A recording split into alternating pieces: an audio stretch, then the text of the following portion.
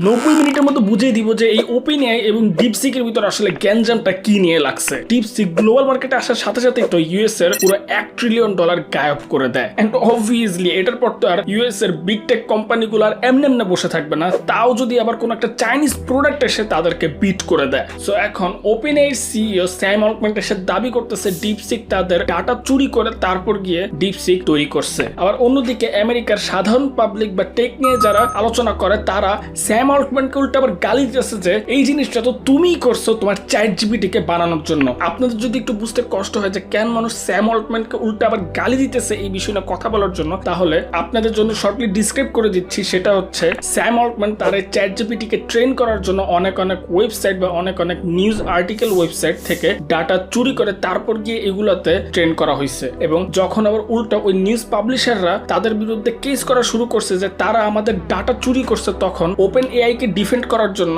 মাইক্রোসফটের সিইও এসে পড়ছে এটা বলতে যে আপনাদের এই আর্টিকেল বা যত রকমের নিউজ ইনফরমেশন আছে সেগুলো তো পাবলিকলি শো করতেছে, তাহলে এগুলোকে নিতে কোনো সমস্যাই তো নাই। পাবলিক প্রপার্টি কখনো কপিরাইটের আন্ডারে পড়ে না। বাট এখন গিয়ে যখন স্যাম অল্টম্যান নিজে এটার ফাঁদে পা দিচ্ছে, তখন গিয়ে এখন কান্নাকাটি করতেছে সব নিউজ পেপারে গিয়ে এবং বলতেছে যে ডিপসিক তাদের ডাটা চুরি করে তারপর গিয়ে ডিপসিককে ট্রেন করা হয়েছে। এবং এইসব জিনিসের জন্য কিন্তু ইলন মাস্ক এই ওপেন এআই এবং স্যাম অল্টম্যানকে সহ্য করতে পারে না।